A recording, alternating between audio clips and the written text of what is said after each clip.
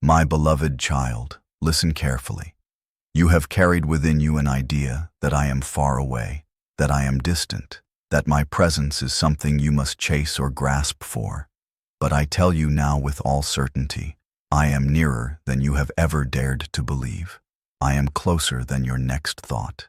I am closer than the breath filling your lungs this very moment. You need not strain your eyes to find me in some far-off heaven, for heaven itself leans into your soul when you whisper my name. I know the doubts that have visited your heart. You have sat in quiet rooms, wondering, Lord, are you truly here? Or have you left me to walk this season alone? You have felt my silence like a weight, believing it must mean distance. But child, my silence is not absence. My silence has often been my way of sitting with you so closely that no words were needed, the way a friend holds your hand in grief. I have not withdrawn. No, I have leaned closer than your pain, closer than your tears. Even when you could not see me, I was present, watching, guarding, and carrying you when you felt too weak to rise. All your life, the world has painted for you pictures of a God who demands perfection, a God who stays behind a veil until you prove yourself worthy to come closer. But that is not who I am. My Son tore the veil so there would be no distance between us. The barrier you thought stood between us, it has been gone for longer than you realize. Yet still, you have lived as though I were on the other side of a wall. Hear me now. There is no wall. There is no locked gate. I have been sitting beside you in the quiet, longing for you to simply turn and notice me. You have asked me, Lord, how can you be near when I do not feel you? I tell you, closeness is not a feeling alone. Feelings rise and fall, but my nearness is unchanging. Just as the sun shines even when clouds cover its light, so I am with you, whether or not your emotions testify of it. My nearness is not fragile. It does not depend on your mood or strength. It is anchored in my eternal promise. I will never leave you nor forsake you. Consider this. When you have walked into a room and suddenly remembered something you forgot, where did that thought come from? When a word of kindness rose up inside you toward a stranger, who do you think placed it there? When you were about to fall into despair and a memory of my goodness broke into your heart like a sudden ray of light, do you not know that was me? My nearness often hides in the ordinary. I am in the breath that steadies you, in the whisper that says, do not give up, in the strength that carried you through one more day. You have looked for me in thunder, but I was already there in the stillness. You have waited for me in grand signs, but I was present in the quiet faithfulness of your daily bread. My beloved, I do not stand at a distance waiting for you to bridge the gap. I have bridged it myself. Every time you thought, I must reach up to God, know that I was already reaching down. Every prayer you thought was lost in the air reached my heart before it left your lips.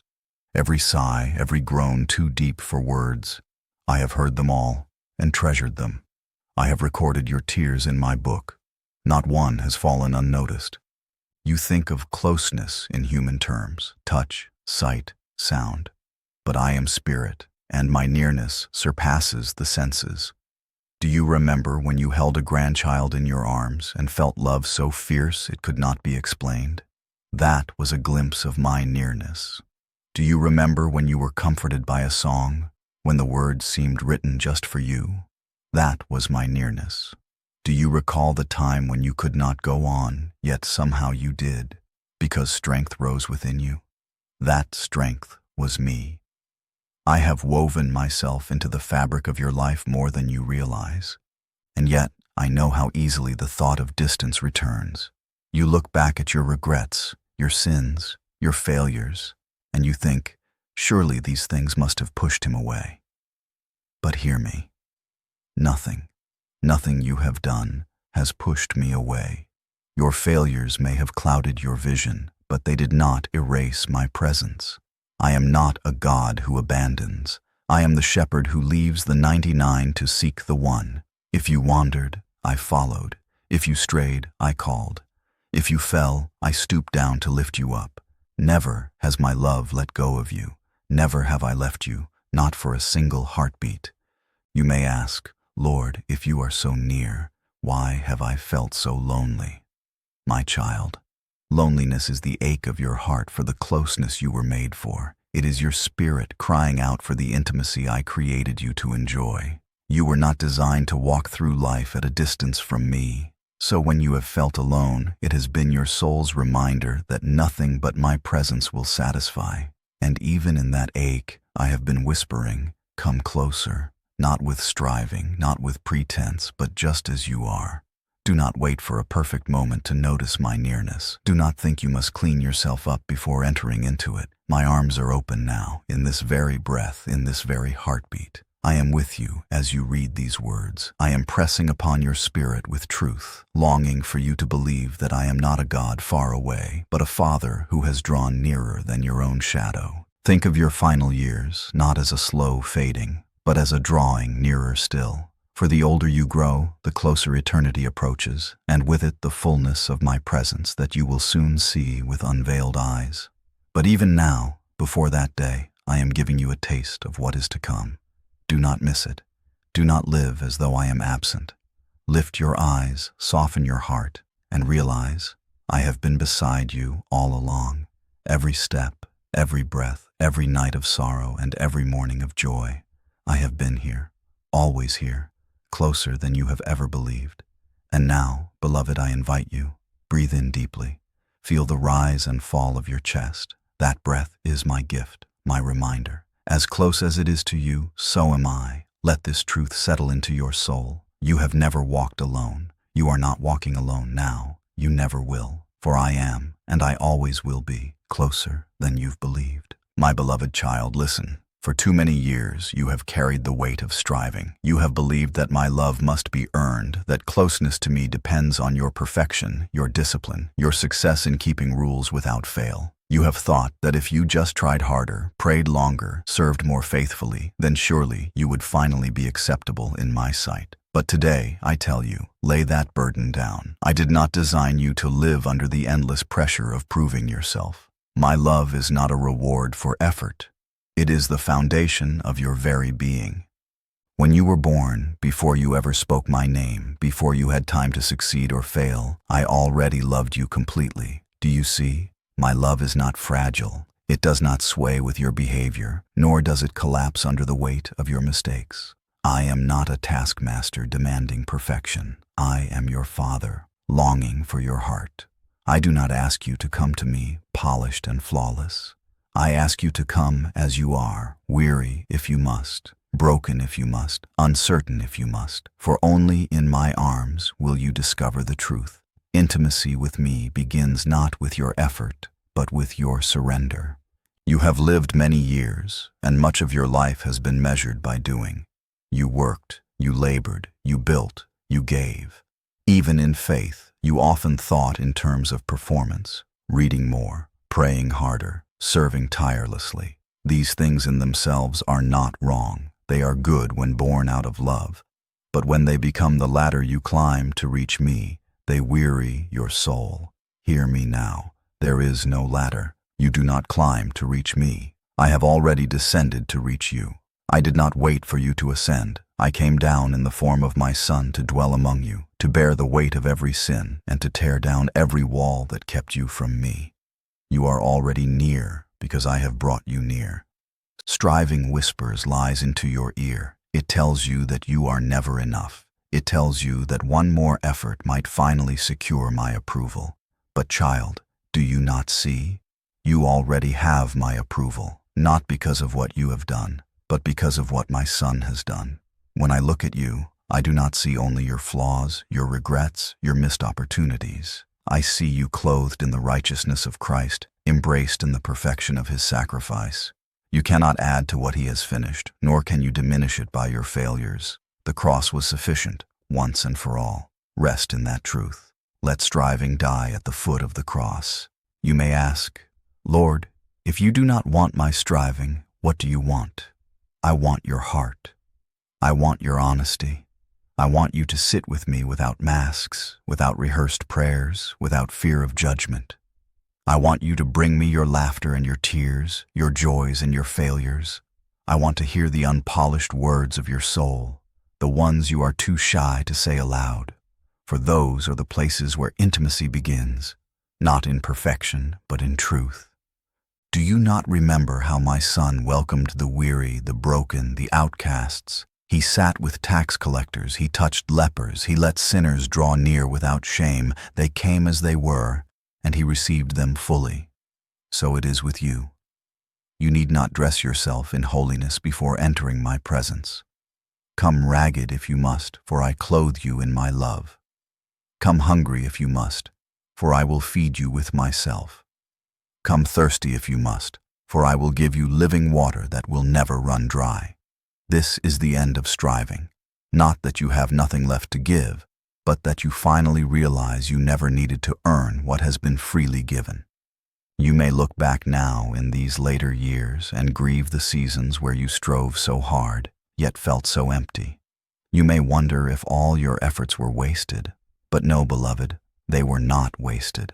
I saw the longing behind them, the desire to be near me, even if you misunderstood the way. I have always looked at your heart more than your performance. Even when your striving wearied you, I was close, waiting for you to lay down the tools of effort and simply rest in my presence. Now, in these years, I am inviting you into the freedom you were always meant to know. The freedom of being loved without condition, wanted without achievement, embraced without striving. Think of the seasons when you worked tirelessly, whether in career, in family, in service to others. Think of how your body now grows weary more quickly than it once did, how your energy no longer stretches as far as it did in youth. That is not a loss, child. It is a gift. For in this slowing down, you are discovering that my love was never about how much you could do. You are learning to be instead of to do, to rest instead of to strive, to dwell instead of to chase. And in this stillness, you will find me more clearly than you did in all your busyness. Let go of the guilt that whispers you have not done enough for me. Let go of the shame that says you should have lived better, prayed more, sinned less. Do not let these voices rob you of the peace I have given. I am not tallying your failures on a ledger. I am holding you in my embrace, whispering, "You are mine." Your worth to me is not measured by what you accomplished, but by who you are, my beloved child, created in my image, purchased by my son's blood, cherished beyond comprehension. I know how deeply ingrained striving has become in you. It is hard to release. You fear that if you stop trying, I will drift away. But the truth is this: when you release striving, you will discover how securely I hold you. My grip on you does not weaken when yours does. My faithfulness does not falter when yours does. You can rest and still be safe in my love. You can cease striving and still be secure in my presence. For I am the one who keeps you, not the other way around. So hear me clearly. It is time to lay down the heavy burden of striving. Exchange it for the lightness of my yoke, the gentleness of my presence. Come to me not as a worker desperate to finish a task, but as a child longing to rest in a father's arms. Let every prayer be less about proving and more about being. Let every moment in my presence be less about performing and more about receiving. For I have already given you all that you need. My love is enough. My grace is enough. I am enough. This, beloved, is the end of striving, not the end of devotion, not the end of love, not the end of faithfulness, but the end of believing you must earn what has always been freely yours. Rest in this truth. Breathe in this freedom. Let your soul finally exhale the long-held tension. You are mine, and that is enough. Now, child, take my hand. Walk with me, not as one who labors to be accepted, but as one already accepted, already embraced, already loved. Let the rest of your days be filled not with striving, but with resting in the joy of my presence. For I am here, and I am enough for you. My beloved child, every tear you have shed has been precious to me. Not one has slipped unnoticed down your cheek. Not one has been wasted. You may think that many of those tears were cried in vain, alone in your room, in the silence of the night, in the moments no one else could understand. But hear me now. I was there. I was closer than your sobs, nearer than the ache in your chest, holding your soul when it felt like it might break in two. I have seen every tear, and I have kept them as treasures, for they speak of your journey, your longing, your humanity, and your need for me. I know the tears you shed in grief. You have buried loved ones. You have stood at gravesides with a heart too heavy for words. You have sat in the stillness after everyone else has gone home, whispering the names of those you miss. Your tears fell like rivers then, and you wondered if the ache would ever soften. In those moments, you thought no one could reach the depth of your sorrow. Yet I was there, kneeling beside you, holding every memory, every heartbeat of love you feared was lost. I want you to know this truth. Death has never had the final word. Your tears of grief will one day be wiped away forever when I unite you again with those who belong to me. Until then, I gather those tears as reminders of how deeply you have loved and how deeply you are loved in return. I know the tears you shed in regret. Some were for choices you wish you had not made, some for words you wish you could take back, some for paths you walked that led to pain for you or others. You have looked back at seasons of your life and whispered, "Lord, if only I could go back and change things." And sometimes the weight of regret has felt heavier than the years themselves. But child, hear me. I am the Redeemer. I have seen every wrong turn, every stumble, every wound you have carried, and I have not despised you. I have forgiven what you thought unforgivable. I have washed away what you thought permanent, and I am even able to weave redemption from what was broken. Do not let your tears of regret drown you, for I have already carried them into the sea of forgetfulness. Your past does not define you, my love does. I know the tears you shed in loneliness, nights when the house was quiet, when the phone did not ring, when you sat in a chair and wondered if anyone remembered you. The ache of being unseen has weighed heavy on your heart. You whispered, "Does anyone notice me? Does anyone care?" And sometimes you even asked, "Lord, have you forgotten me too?" But I tell you, child, I never forgot you. I never left you. In those nights of silence, I was closer than you realized. I was sitting with you, even when no one else was there. I was whispering comfort, even if you struggled to hear it. And I was using those moments to draw you into a deeper intimacy with me, so you would know that my presence can fill what no human companionship can. I know the tears you shed in fear, fear of sickness, fear of the unknown, fear of losing control as your body weakens with age, fear of the future, of what lies beyond the veil of death. Those tears are not hidden from me either. I have felt your trembling as you laid awake in bed, staring at the ceiling, whispering, "Lord, will you be with me when that day comes?" Hear me. Yes, I will be with you in life, and I will be with you in death. You will not face that valley alone. My rod and my staff will comfort you. When the time comes for your final breath on earth, your next breath will be in my presence. There is nothing to fear, for I have already conquered the grave.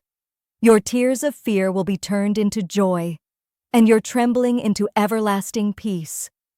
Beloved, do not think that tears are a sign of weakness. They are evidence of your humanity, of your tenderness, of the image of God within you. My son wept too. He wept at the tomb of Lazarus, even though he knew resurrection was moments away. He wept over the city of Jerusalem, broken and wandering. He wept in the garden, his soul overwhelmed with sorrow unto death. So when you weep, you are never weeping alone. My son's tears mingle with yours. His heart aches with yours. His love upholds you in the depths of your sorrow. I want you to know this. Every tear you have shed has drawn me closer to you, not farther. You may have believed that your pain repelled me, that your brokenness made you unworthy of my nearness, but the opposite is true. Your weakness has been an invitation for my strength. Your sorrow has been an open door for my comfort. When you weep, I draw near. When you cry, I bend low to listen. When you are broken, I come as the healer. And soon, yes, soon, there will come a day when I myself will wipe away every tear from your eyes. Not one will remain.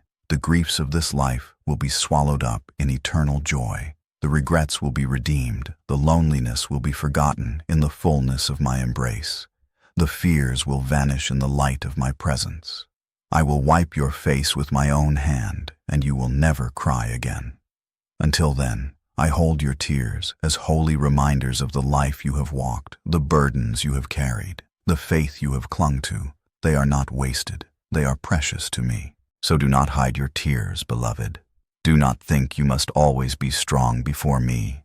Come as you are, with wet eyes and trembling heart, and let me be your comforter. For I am not a God who ignores pain. I am the God who enters into it, who sits with you in it, who transforms it into something beautiful. And when you have no more words, when all you have are tears, know this: those tears are prayers to me. I hear them, I understand them, I treasure them. Rest now in this truth. I have seen every tear you have ever shed.